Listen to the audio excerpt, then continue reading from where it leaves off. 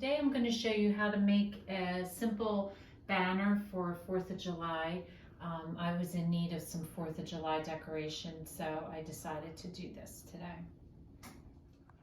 Hopefully you've had an opportunity to do the mason jar flowers for 4th of July. If you have, then you have pretty much all the materials you're going to need to do this project. I had some leftover strips from that. These are the different materials that I used, and a pair of jeans. So it's all the same materials that you used for that. Just red, white, and blue fabrics, a pair of jeans. I'm using white buttons. And then the stencils that I got, I just did a star in a Word document. I just created a star shape and then enlarged it to the size that I wanted. But these two, I just Googled banners, and I came up with this. It gave me both, and I kind of liked having the variety of the two different shapes on one banner. So I went ahead and used that. So you can either create those shapes or just Google it and under images, and it should come up.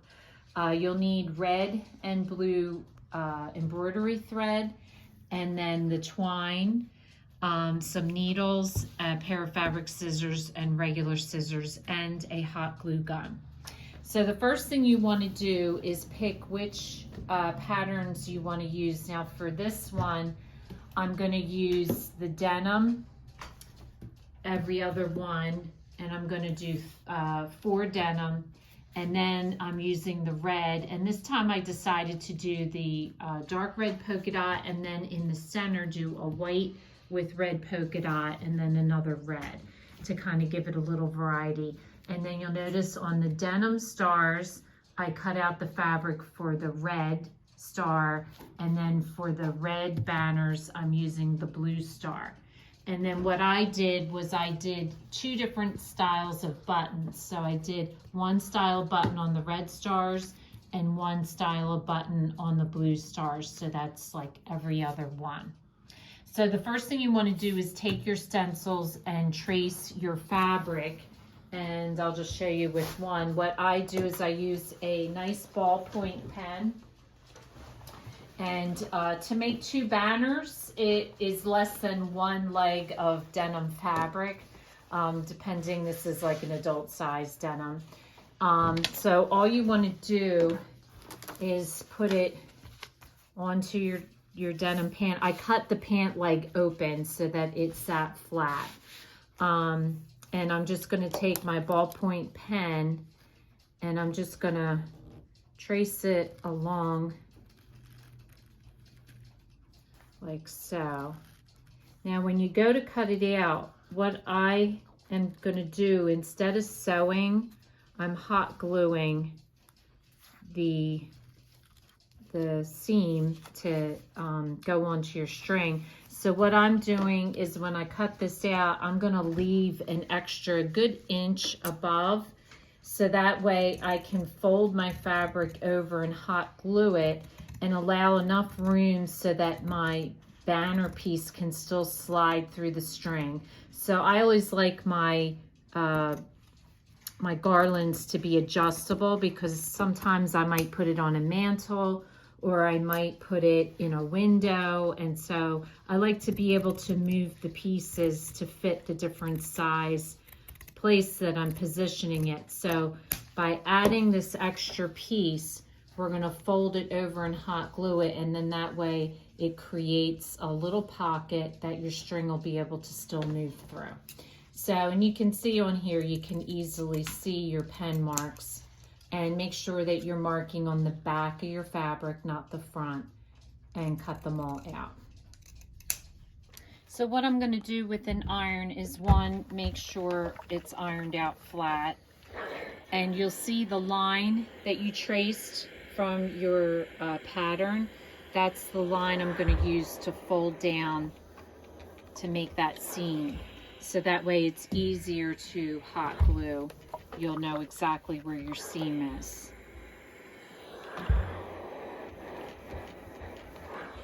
So the next step is to position your star. Now, if you don't want to sew, you could do a dab of hot glue and then do hot glue over the button and be done with it there if you're not real fond of sewing. I kind of think that the thread gives it just an extra decoration. So the first banner I made, I did the thread in red to match the red star. This time I'm going to do it in blue as the opposite.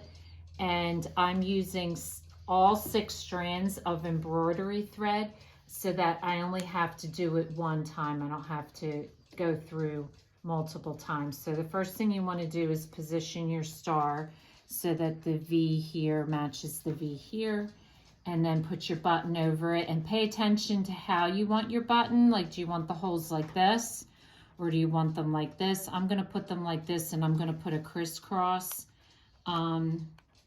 through. It always takes me a minute to find the place to go up. So I basically pulled up through here and down, and then pulled up through here and across so that it makes an X. So you can do it lots of different ways, but that's the way I chose to do it. And then you just want to tie it off in the back. Now the other thing you could also do is do iron-on transfers and just iron it on, and you could not have the button, or you could add the button as well. But I feel like the button holds it on securely enough, and I kind of just like the look. So once you get done the blue jeans, then you want to do your reds. And again, you're just going to position it in the center. And this time I've chosen to use the red string, and I'm just going to do the exact same way with a different style button this time. So the next step that we're going to do is take your cord and lay it along the fold that you ironed, and you're going to run your hot glue right along the edge and then fold it over. So that way you're not gluing the cord to the fabric.